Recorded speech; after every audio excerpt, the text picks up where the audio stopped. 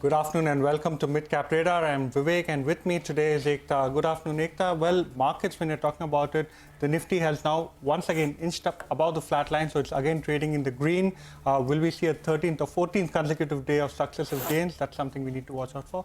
Mid-cap and small-cap indexes, are outperforming both 0.5% higher. Hi, Vivek. Yes, absolutely. But I think, there's definitely, it's a little tentative at this point in time. So let's see whether we manage to build on gains at this point.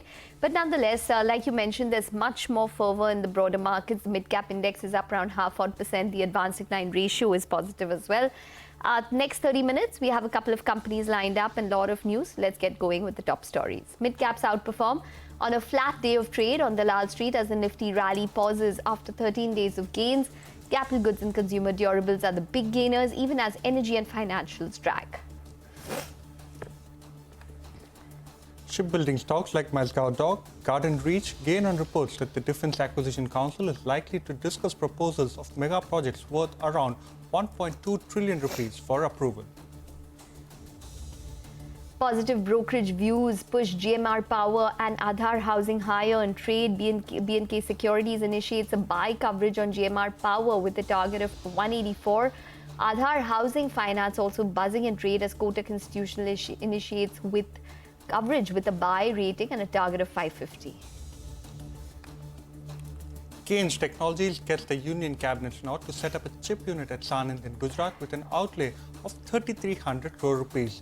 Management tells CNBC-TV18 that they could see 4,000 crore revenue from this particular facility.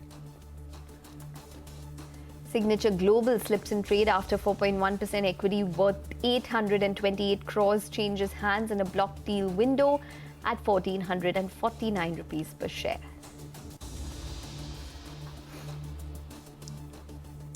Well, good afternoon. Like we just mentioned, the broader end of the markets are quite buoyant. When you're talking about the advanced decline ratio, it's skewed in favor of the advances today. And one particular segment of the market today that's seeing quite a bit of positive momentum are actually the housing finance companies. Remember, the Bajaj Housing IPO details are out, market capitalization, the price band is out, and on the back of that, you're actually seeing a certain amount of catch-up play in terms of valuations in other housing finance companies.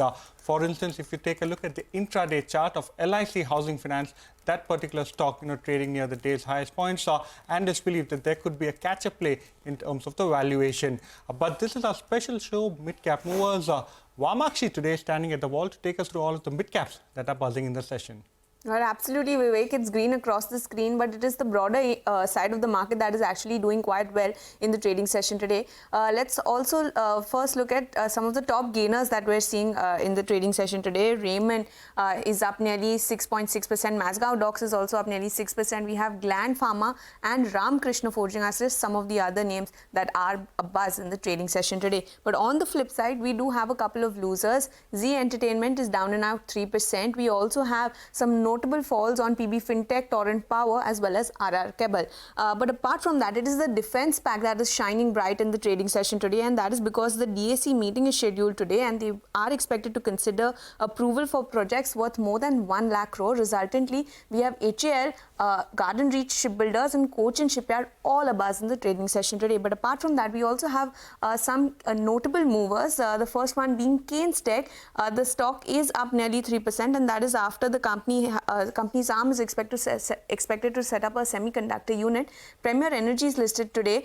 In fact, it listed at 990 rupees per share, which came in at a premium of 120%, and resultantly we're seeing very strong movement on this counter as well. Lastly, there are also some stocks that are buzzing along with some of the volume, along with good volumes. India Mart Intermesh is up nearly 2.75. We have Castrol India and HFCL also a buzz in the trading session today.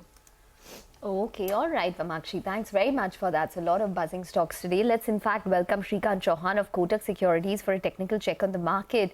Shrikant, hi, welcome to the show. Well, it's a quiet day for the markets, but the mid-caps are doing well. What's your approach at this point? Yeah, good afternoon. Nifty is not going anywhere. It is in the range. It is not crossing the level of 25,300 where there is good amount of option writing. But at the same time, it has support at 25,200 and 150. So in case if we see any drop, then certainly we should look for taking some long bets on corrections. But in case on the other side, if we see the market is crossing 25,350, then in that case, I'm expecting some short covering and the possibilities of hitting 25,500 would turn bright. But it's like very difficult whenever like there is number of stocks which are buzzing and they are very close to their breakout levels, which one to take for like take with a short-term view or medium-term view. But yes, in that space, this particular technology space is doing well. Tata Technologies, which is currently trading around 1070, 75, this stock particularly has formed a nice bottom building formation between 1020 levels. And based on its technical formation, I am of the view that it is into now pullback trend. So from here, the stock can move to the next levels of maybe 1250 or 1300 in next few weeks or months. So it will take some time. But at this levels, risk-reward ratio is quite favorable for adding Tata Technologies at current levels, around 1075 with a target of 1250. And the other stock which we like is Himachal Futuristic. Here also we are seeing multiple times the stock is consolidating, forming continuation formation and crossing its previous high. So based on its technical formation, I think HFCL is also heading for the levels of at least 175, 180 in next few weeks. So it's a buy at current levels with a stop loss close to 143 on the downside. Thank you so much for that, Srikanth. So Tata Technologies as well as HFCL are topics. Tata Technologies, remember, you recently saw a block deal where a large pre-IPO investor trimmed part stake, and the company also recently held an analyst meet where they took sell-side analysts and displayed their capabilities. But let's now slip into a short break. We'll get you more on the markets, and later we'll connect with Devan Jain, the ED at Inox GFL Group, as the company's subsidiary has raised 350 crore rupees from investors. Stay tuned.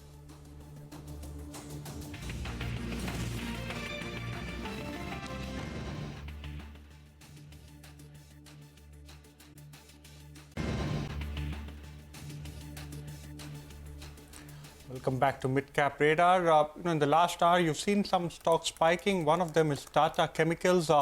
Certain sell-side analysts have highlighted the fact that there has been a bit of a recovery as far as soda ash prices are concerned, and Tata Chemicals today is up over 2.5%, up over 2% in the session, now trading near the day's highest point. But as promised, let's now move on. Inox Wind's EPC project subsidiary Resco Global has raised 350 crore rupees from equity investors. The funds are to be utilized to scale up the business. To discuss this and more, we have Devan Jain, the ED at Inox GFL Group, who joins us now. Good afternoon, Devansh. Thank you so much for joining us. First up, talk to us about the exact quantum of funds. You said you've sold a single-digit stake for 350 crores. So what's the exact quantum?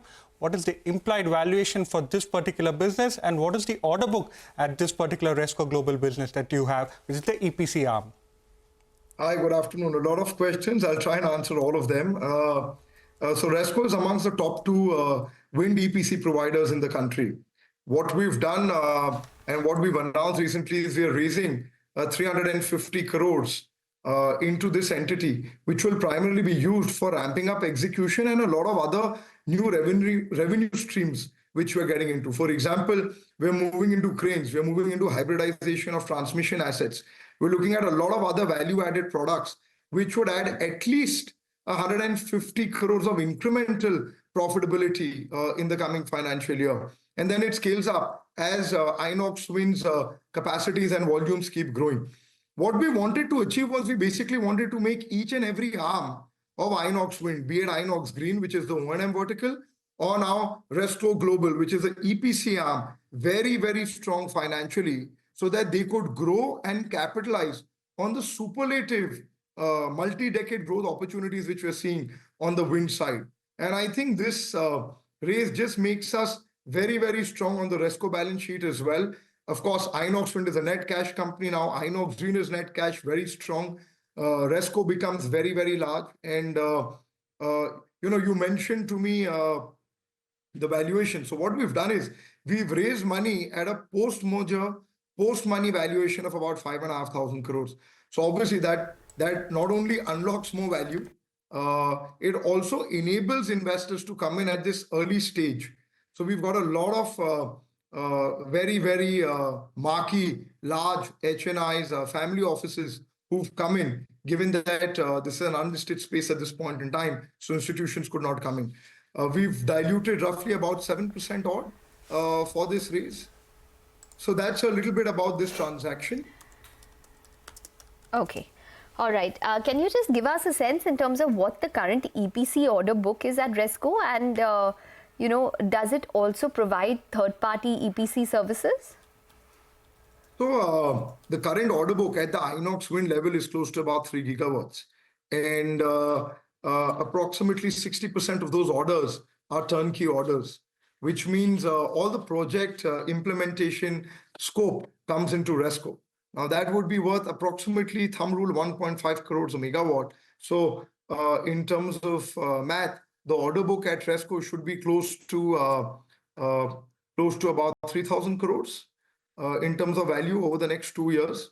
And I think as we're moving forward, which you've said, I think we're seeing huge traction and massive incremental orders coming in. I think at this point in time, we're negotiating for at least 7-8 large deals.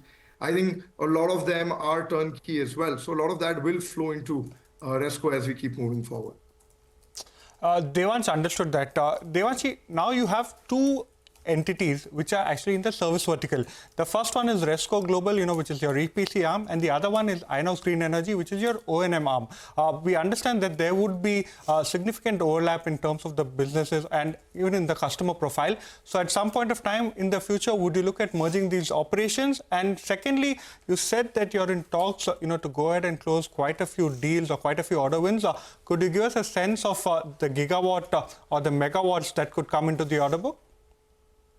Look, I think first and foremost, yes, these are the two arms of Inox Wind. One is the O&M arm called Inox Green, and obviously Resco is the EPC arm. So many of the customers, virtually all the customers are going to be common, but they are a completely different profile. Inox Green is an annuity business, very high margin, high growth, throwing up cash, sticky business. EPC is a massive growth, but it's not an annuity business. Of course, it's growing and scaling up massively because Inox Wind itself is scaling up massively. So we've announced 800 megawatts for this year, 1,200 for next year, with the caveat that we're looking at a substantial raise to the guidance which we've given out. I won't spell out those numbers at this point in time, but yes, as we move forward, our order book itself will throw up enough indication as to where we're headed. I won't spell out in terms of actual megawatts, but I think given the fact that we're sitting on a 3 gigawatt order book today, I think at this point in time, we would be negotiating for, I'm not saying all of them will get concluded, but we're probably talking to almost 7 or 8 very large customers. All of them are to the magnitude of 200 to 300 megawatts each. So, at this point in time, we would be negotiating for almost 1.5 gigawatts of orders. Again, not all of them would culminate, but I think there's very, very large traction in the market. Okay, there's large traction in the market. You're caveating yourself by saying that 1 gigawatt, but not a lot, might, culminate. But what do you think? Like, what would the ballpark figure be? What would your exit run rate be for FY25 when it comes to the order book? And, you said it's an active market. Based on that, what are you anticipating? Look, I think I'll give a more qualitative answer. So what we've said is we're gearing ourselves to be a 2 gigawatt player in the Indian market. And I think that should happen much earlier than what the market believes us to be able to do it. We have announced about 1,200 megawatts for next year, again, with the caveat that there could be a significant upgrade to that. Having said that, I think in the following financial year, if we are going to gun for, say, 2 gigs or somewhere around that, and you have typically a 24 months or at best 30-month order book, I would expect, you could do the math yourself. I think we would have a significant increase to our current order book over the course of the next couple of months. Devansh, while you spoke about, the EPC arm of the business, even at the parent level, there has been a restructuring that you've undertaken. I believe you're still waiting for the final approvals to come in. So when will Inox Wind Energy restructuring get completed? We understand that most of the arms now are debt-free. So come Q3, how will the balance sheet look at as far as Inox Wind is concerned? And also, you did say last time when you came on our channel that you expect a significant upside to FY26 guidance. Between then and now, do you have any further visibility in terms of ordering activity over there and the top line guidance? So a couple of things here. First and foremost, with respect to IWEL, it's basically a merger. It's the holding company of Inox Wind, which is merging into Inox Wind. So it just simplifies the structure and rewards the minority shareholders of IWL who were at the holding company level. We have all the approvals in place, be it creditors, stock exchanges, etc., etc. I believe the final NCLT hearing is in the next couple of days. Once that happens, I think over the next 2 to 3 months, this transaction should get culminated, which just simplifies the structure, number one. Number two, with respect to upping guidance, yes, we have mentioned there is a significant upside to our publicly stated guidances for FY26. And to some extent, we're sharing the data with respect to the fact that by venturing into our own cranes and hybridization, we'll add an incremental at least 150 crores to the bottom line. So our margins to that extent will go up. Our profitability to that extent will grow up. There will be incremental profitability. I don't want to spell out those numbers yet, but that's something which we'll talk as we move along the way. That's given, some of the reasons why that's happening is because royalties come to an end next year. We have a better product mix, larger 3 megawatt 4x turbines coming in next year. We also have, with such scale, negotiating power in terms of squeezing out more from supply chain. So I think there is a very, very significant upside to numbers out there. But at this point in time, we are already upping numbers by an incremental 150 crores to what we've guided publicly. Okay, all right. We're going to leave it on that note. Thanks very much for joining in and speaking with us. So that is Inox Wind. That stock is up around 0.5% at this point in time. Well, for the markets, it is the Nifty which has slipped back into the red. So just about consolidating at this point. A lot of specific stocks are doing well. So we'll touch base on that after a short break. Stay tuned.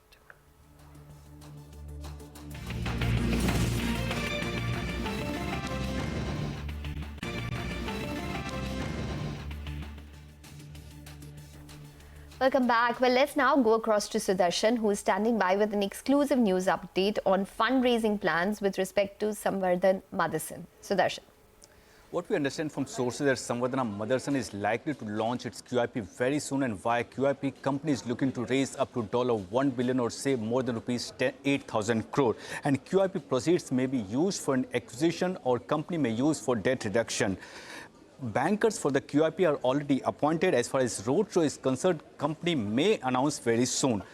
Now, in the interview to CNBC-TV18 post its Q1 FY25 earnings, company had said that it's looking at acquisitions, and as far as debt is concerned, company has guided to reduce debt to 1 times EBITDA from 1.5x that stands as of now. As far as gross debt is concerned, as of June 2024, it was rupees 20,114 crore, which had increased 16% from March level, and as far as net debt is concerned, it was rupees 13,370 crore, which had increased 29% from March level. In its reply to CNBC-TV18's query, company says it has no deal roadshow going on at this point.